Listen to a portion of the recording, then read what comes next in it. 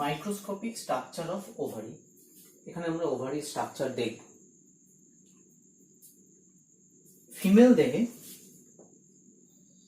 ইউটেরাসের দুপাশে দুটো ওভারি রয়েছে এবং ওভারির পাশে এরকম ফ্যালোপিয়ান টিউব আছে। সেই ফ্যালোপিয়ান টিউব ইউটেরাসে যুক্ত হচ্ছে।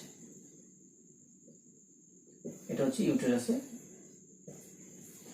আর এই ওভারি।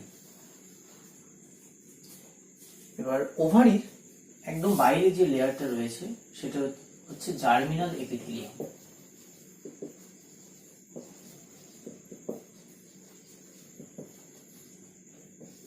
জার্মিনাল এপিথেলিয়াম বাইরে সিঙ্গেল লেয়ার জার্মিনাল এপিথেলিয়াম রয়েছে। তারপরে আরেকটা লেয়ার রয়েছে, এটাও সিঙ্গেল লেয়ার।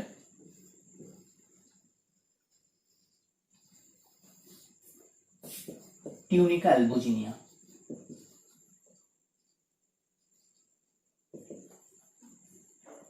আর টিউনিকা অ্যালবুজিনিয়ার মধ্যে রয়েছে primordial germ sell. Primordial germ sell এবং এই টিউনিকা অ্যালবুজিনিয়ার ভিতরে সমস্ত অংশটাকে বলা হচ্ছে স্ট্রোমা। স্ট্রোমা স্ট্রোমা দুটো অংশ, একটা হচ্ছে কর্টেক্স রিজিয়ন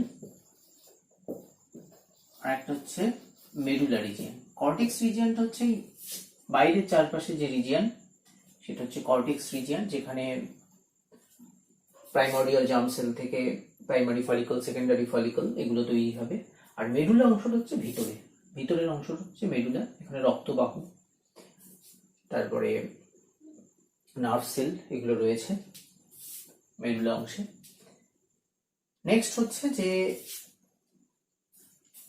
কন্যাভ্রূণ যখন ইউটেরাস ওয়ালে আস্তে আস্তে বড় হচ্ছে, বিফোর বার্থ, জন্মানোর আগে ওভারি তৈরি হচ্ছে এবং সেই ওভারির মধ্যে প্রাইমর্ডিয়াল জার্ম সেল থেকে প্রাইমারি ফলিকল তৈরি হচ্ছে। প্রাইমারি ফলিকল সেল তৈরি হচ্ছে।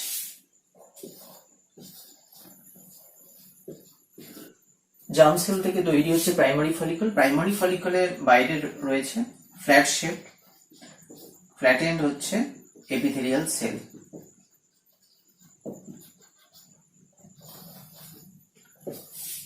তার আগে রয়েছে primordial germ sell. Primary follicle তৈরি হয়েছে, সেই প্রাইমারি ফলিকলের মধ্যে রয়েছে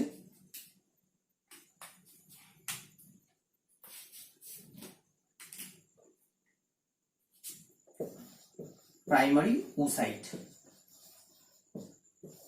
এটা একটা ডিপ্লয়েড সেল, প্রাইমারি ওসাইট। এবার এইভাবে সমস্ত যে প্রাইমর্ডিয়াল জার্ম সেল থেকে যে প্রাইমারি ফলিকল তৈরি হচ্ছে এবং তার মধ্যে প্রাইমারি ওসাইট তৈরি হচ্ছে। বিফোর বার্থ ওভারিতে প্রায় 2 থেকে 3 লাখ হচ্ছে যে প্রাইমারি ফলিকল তৈরি হচ্ছে। আফটার বার্থ আর প্রাইমারি ফলিকল তৈরি হচ্ছে না। কন্যাভ্রূণ যে আস্তে আস্তে যখন পিউবার্টিতে আসছে, বয়স সন্ধিতে আসছে, সেই সময় মেনস্ট্রুয়াল সাইকেল স্টার্ট হচ্ছে এবং মেনস্ট্রুয়াল সাইকেল যখন স্টার্ট হচ্ছে প্রাইমারি ফলিকল সেকেন্ডারি ফলিকলে কনভার্ট হচ্ছে। তার পাশে সেল রয়েছে এরকম, সেগুলো হচ্ছে কিউবয়েডাল সেল। Cuboidal shape.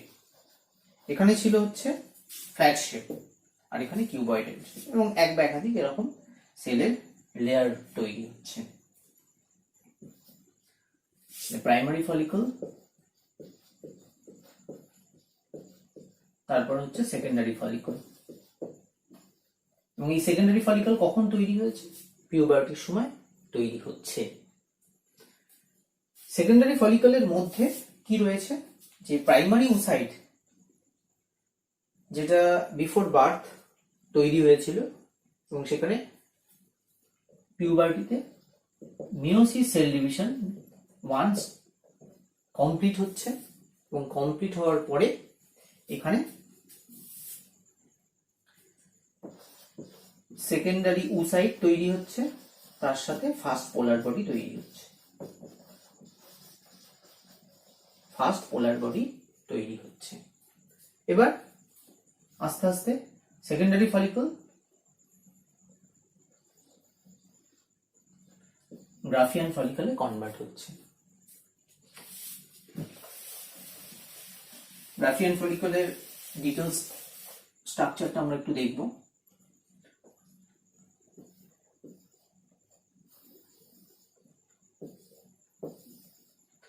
এই হচ্ছে গ্রাফিয়ান ফলিকল। গ্রাফিয়ান ফলিকলের মধ্যে রয়েছে সেকেন্ডারি উসাইট আর একপাশে পোলার বডি, একে ঘিরে রয়েছে জোনা পেলুসিডা, আর তার বাইরে রয়েছে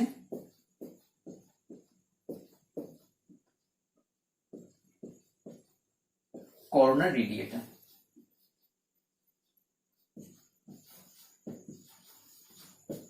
আর ভিতরে একটা গহ্বর তৈরি হচ্ছে যাকে অ্যান্ট্রাম বলছে। আর একদম বাইরে যে লেয়ার থাকছে সেটাকে হচ্ছে থিকা ইন্টারনা, থিকা এক্সটার্না বাইরেরটা, তার ভিতরে থিকা ইন্টারনা, এবং তার ভিতরে যে এই লেয়ার রয়েছে সেলের সেটাকে বলছে জোনা পেলুসিডা। এই তার ভিতরে এই লেয়ারটাকে বলছে গ্রানুলোসা সেল। গ্রানুলোসা সেল এবং প্রচুর গ্রানুলোসা সেল ভিতরের দিকে রয়েছে। এই গ্রাফিয়ান ফলিকল থেকে কি ইস্ট্রোজেন হরমোন সিক্রেট হয়। এবার যখন ওভিউলেশন হচ্ছে মেনস্ট্রুয়াল সাইকেলে, সেকেন্ডারি উসাইট এখান থেকে রিলিজ করছে। সেকেন্ডারি উসাইট রিলিজ করলে হচ্ছে যে গ্রাফিয়ান ফলিকল কর্পাস লিউটিয়ামে পরিণত হচ্ছে। কর্পাস লিউটিয়ামে পরিণত হচ্ছে।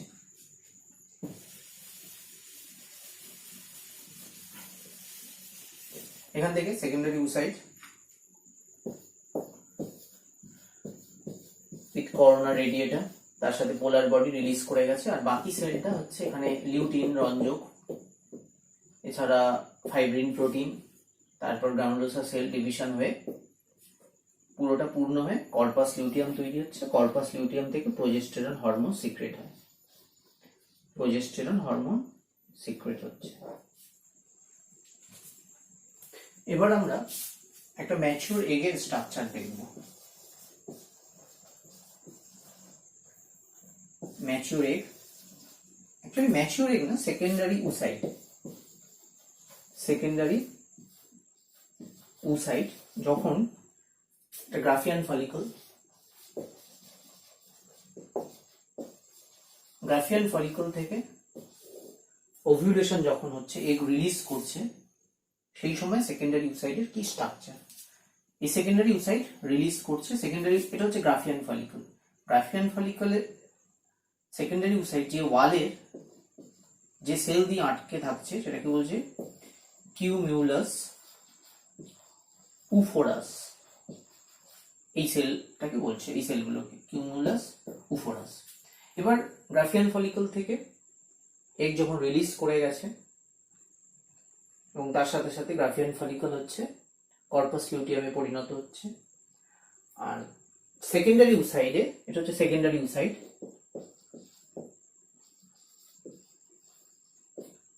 এখানে যে ফার্স্ট মিওটিক সেল ডিভিশন হয়েছে, ফার্স্ট মিওটিক সেল ডিভিশনে যে প্রাইমারি উসাইড থেকে সেকেন্ডারি উসাইড তৈরি হয়েছে আর পোলার বডি তৈরি হয়েছে।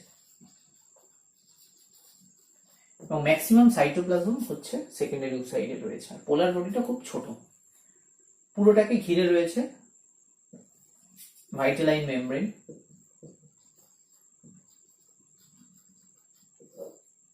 ভাইটালাইন মেমব্রেনের পরে আছে জোনা পেলুসিডা। জোনা পেলুসিডা, এই লেয়ারটা হচ্ছে জোনা পেলুসিডা। প্রথমে ভাইটালাইন মেমব্রেন,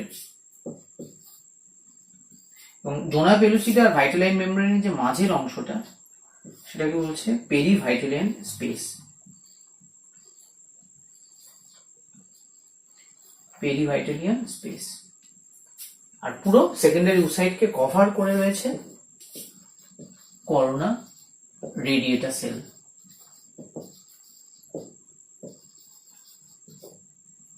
আর এর যে সাইটোপ্লাজম, সেকেন্ডারি উসাইডের যে সাইটোপ্লাজম সেটাকে বলছি উপ্লাজম।